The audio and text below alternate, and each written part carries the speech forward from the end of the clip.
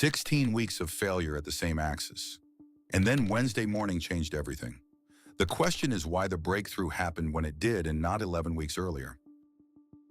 The Vuhledar axis in Donetsk Oblast had been the Ukrainian Combined Arms Army's designated priority effort since late November. Not because the army commander thought it was the easiest approach, because it was the approach whose successful exploitation offered the deepest operational reward. A penetration at Vuhledar would open the road network toward Volnovakha, and Volnovakha was the logistics hub through which 3 Russian combined arms armies were resupplied. Threatened Volnovakha and 3 Russian armies had to redirect combat power from offensive operations to defensive logistics protection. The operational logic was clear. The execution had failed 15 times in 16 weeks. The attack on Wednesday, March 19th, was the 16th attempt at the same axis, and the first that produced a result that the Army's planning staff had begun to believe was no longer achievable on the current resource and intelligence basis. The staff had been wrong. What changed between attempts 15 and 16 was not the objective. It was 4 specific things that had not been simultaneously true in any previous attempt. The first thing was intelligence completeness. The satellite collection that had been running over the Vuhledar defensive sector for 16 weeks had, in the first 14 weeks, produced a target picture that mapped the Russian first and second defensive lines in detail, but had not fully resolved the third line's command post locations, artillery observation post positions, or the specific routes by which the defending regiment's reserve company had been moving between its garrison and the fighting positions it occupied during each of the 15 previous Ukrainian assault attempts. The reserve company's movement pattern was the operational variable that had defeated attempts 3 through 15 more reliably than any other single factor. Each time the Ukrainian assault force penetrated the first-line trench, the reserve company arrived at the second line before the assault force could exploit the first-line clearance, reconstituting the depth that the fire's preparation had been designed to eliminate. The reserves weren't being destroyed. They were arriving faster than the assault was progressing. The satellite collection tasked specifically against the reserve company's movement pattern, beginning in week 14, had produced by week 16 a route and timing model that the planning staff had enough confidence in to build the fires plan around it, rather than adding the reserve to the reactive target list. Instead of waiting for the reserve to move and then calling fires, the fires plan allocated a pre-emptive HIMARS mission to the reserve's garrison position, timed to H-12, 12 minutes before the assault force crossed the line of departure. Not a strike on the reserve company when it moved, a strike on the position it was in before it started moving. The distinction was operationally significant. A reserve company destroyed in its garrison had no opportunity to begin the approach that had defeated 15 previous assault attempts. A reserve company whose approach was struck in progress had already departed its garrison and covered some of the distance to the second line before the strike. 12 minutes of preemption was more valuable than any amount of reactive fires against a company already approaching the second line position. What's your call? Type A if the preemptive HIMARS strike on the reserve garrison was the single change most responsible for Wednesday's breakthrough. Type B if something else in the 16-week learning process was more decisive. Drop your answer below. The second thing that changed was the engineering solution to the anti-tank ditch that had stopped the armor advance in attempts 7, 8, and 11.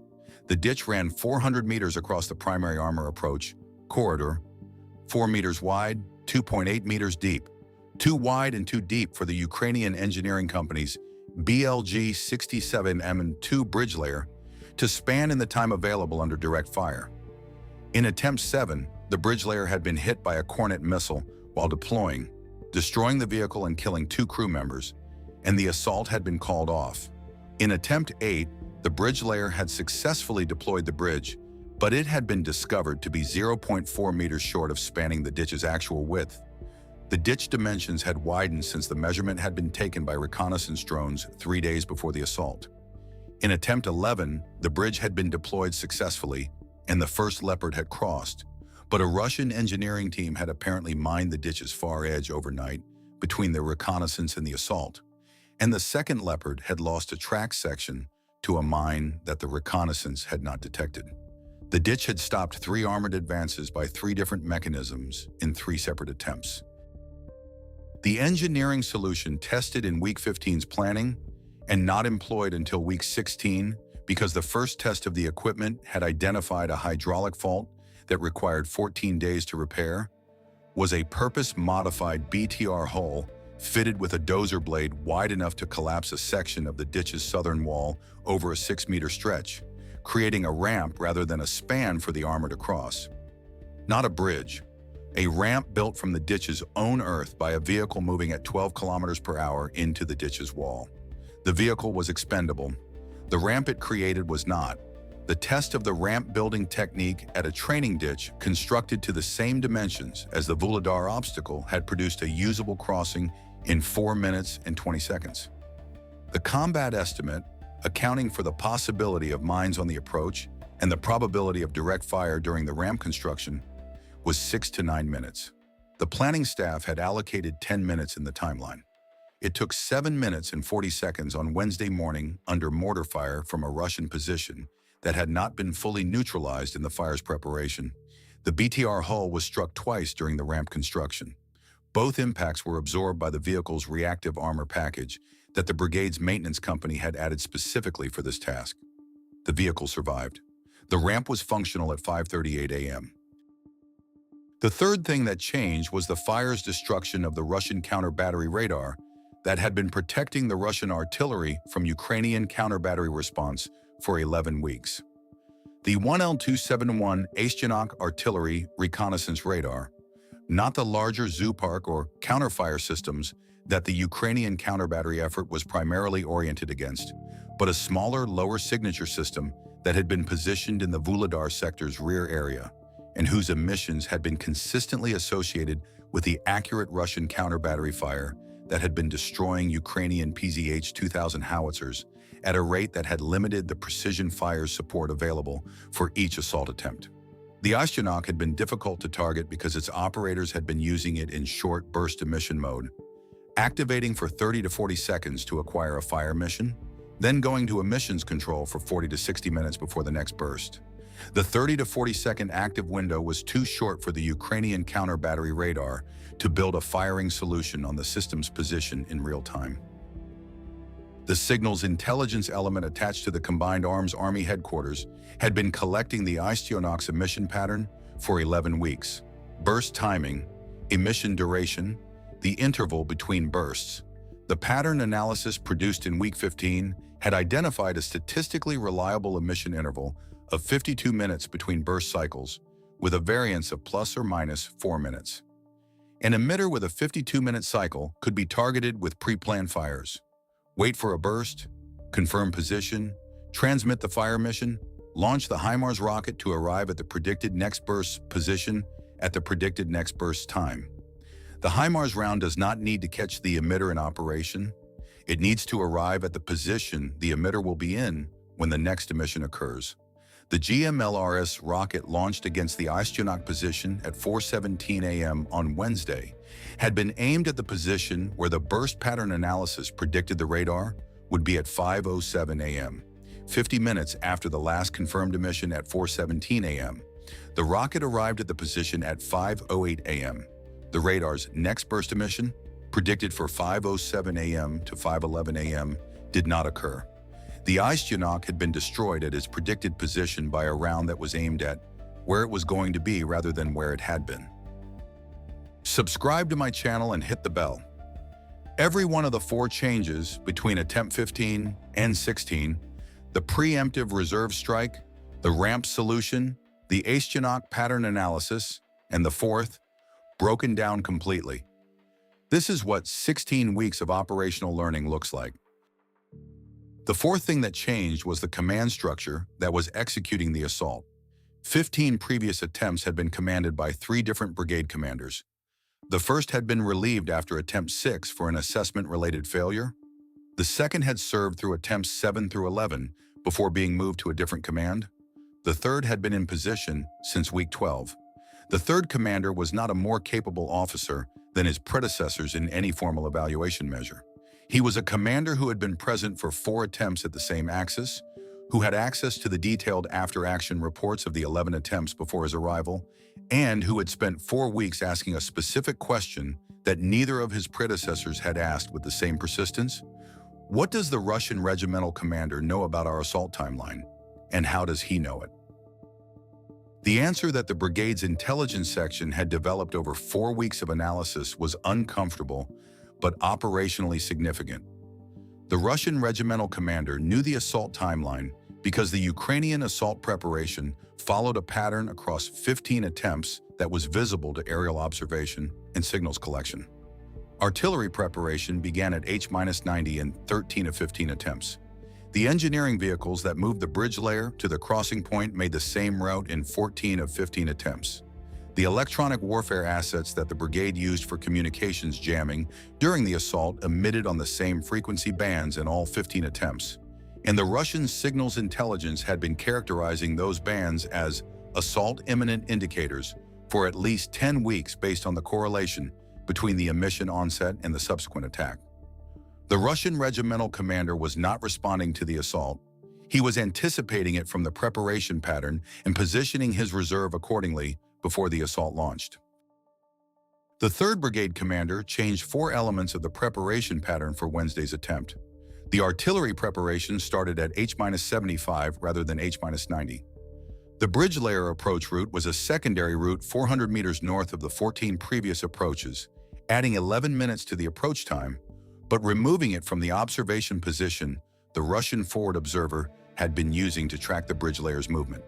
The EW assets used a different frequency band for the initial assault phase, a band the Russian collection had not previously correlated with assault activity in this sector, and the assault was launched 40 minutes earlier than the 15 previous attempts, 5:30 a.m. rather than 6:10 a.m., pushing the assault into a lower light window that the Russian Reserve Company's vehicle operators had not been prepared for when they received the movement order at the garrison position that the pre-emptive HIMARS strike had targeted at 5:18 a.m.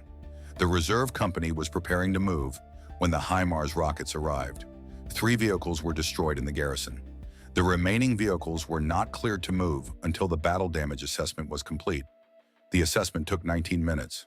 By the time the Reserve Company began moving, the Ukrainian assault force had crossed the ramp, cleared the first line trench, and was approaching the second line.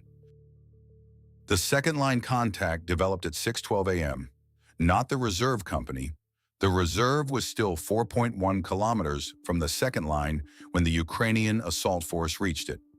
The second line's organic defense, 1 cornet team in a fighting position that had survived the fire's preparation, 2 RPG teams in covered positions, 1 BMP-3 in a partial hull down that the Leopard Overwatch identified at 6:11 a.m. through thermal imaging and engaged at 1,200 meters before the BMP-3 could complete its targeting sequence. The BMP-3 was destroyed at 6:11:40 a.m., 20 seconds before it would have had a firing solution on the lead Leopard. The Cornet team fired from 900 meters. Trophy APS intercepted both missiles. The counterfire Excalibur round impacted the Cornet position at 6:13 a.m., 84 seconds after the first missile was fired. The RPG teams were addressed by the assault infantry that had been following the Leopards through the ditch crossing. The second line trench was cleared at 6:41 a.m. What would you do as the Russian regimental commander at 6:45 a.m. Wednesday?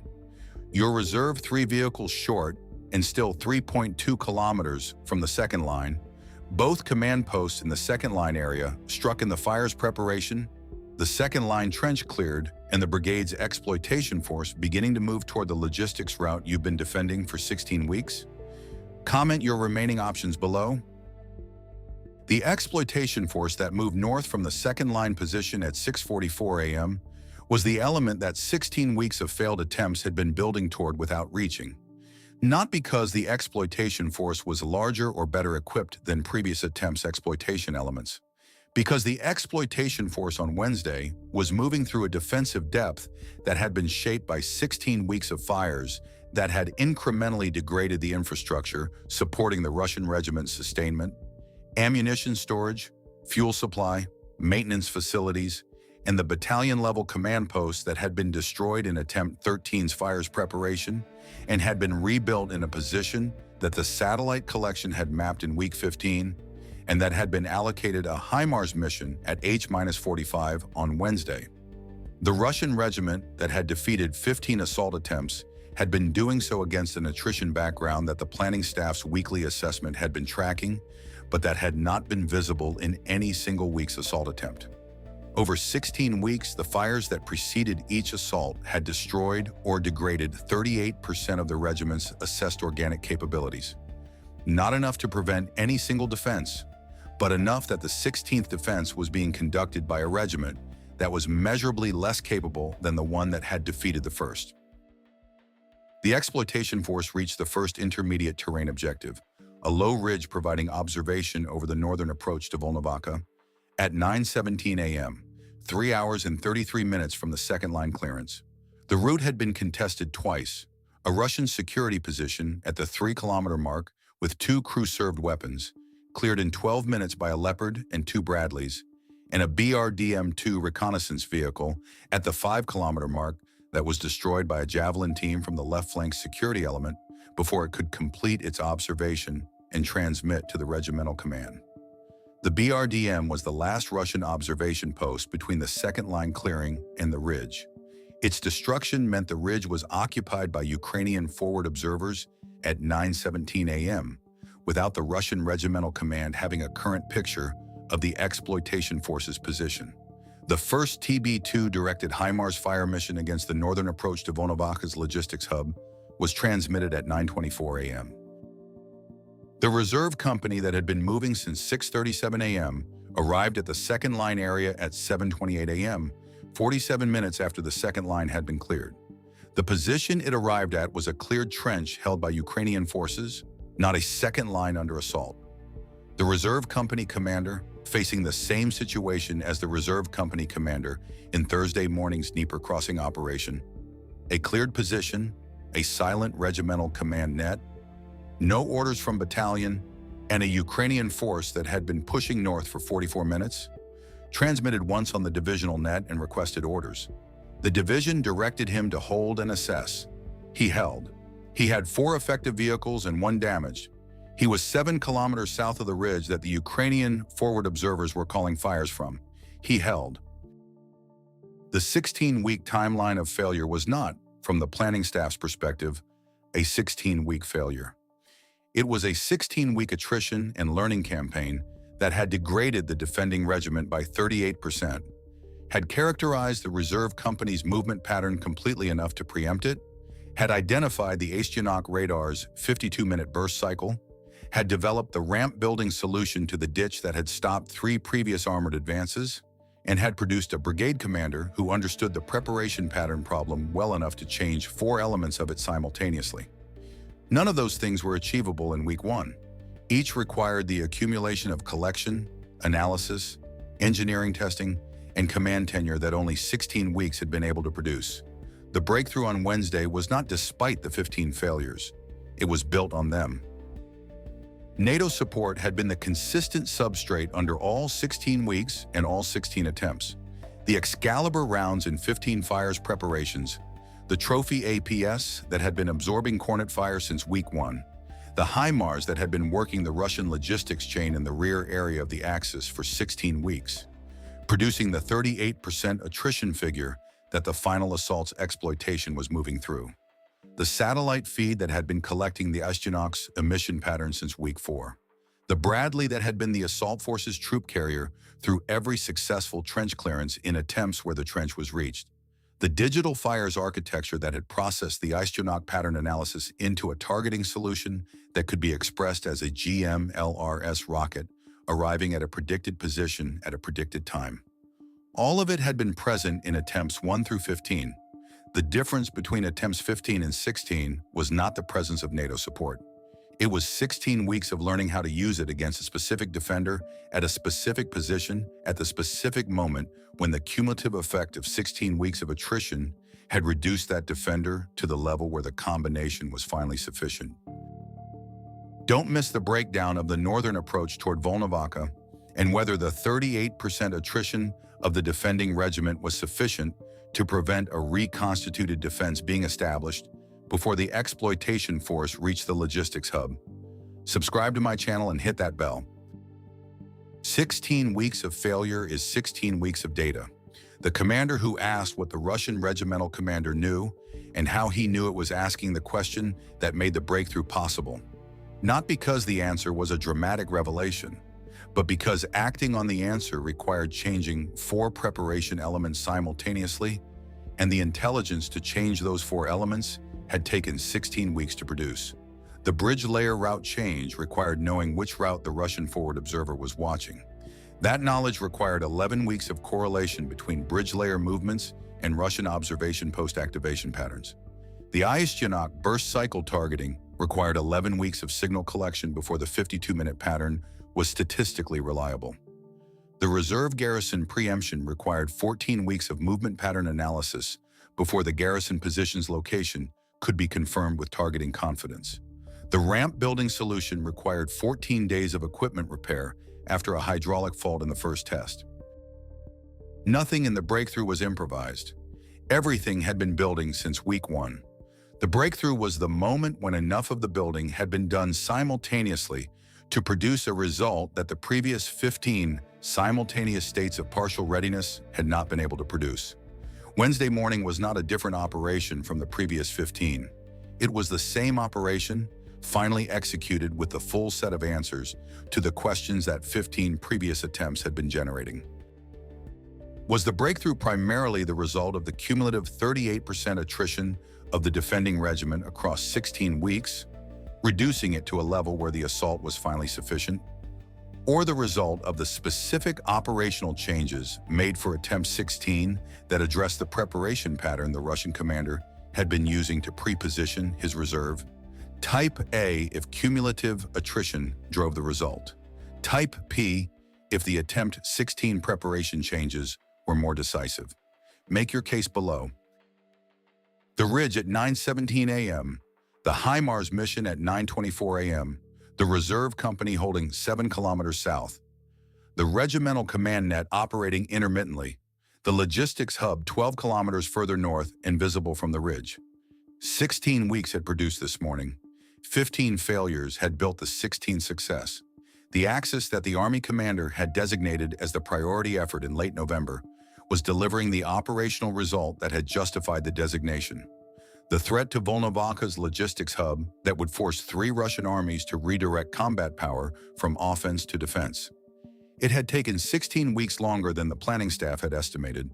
The planning staff's estimate had not accounted for what 16 weeks of systematic attrition, pattern analysis, engineering problem solving, and command learning would produce on the morning of the 16th attempt. The estimate had been wrong in the right direction. If this breakdown delivered the analysis you came here for, like the video, share it, and subscribe to my channel. Every week of the 16, every lesson from every failed attempt, every change that made Wednesday different, we build it all out completely. Which of the 4 changes that separated attempt 16 from the previous 15 was most decisive?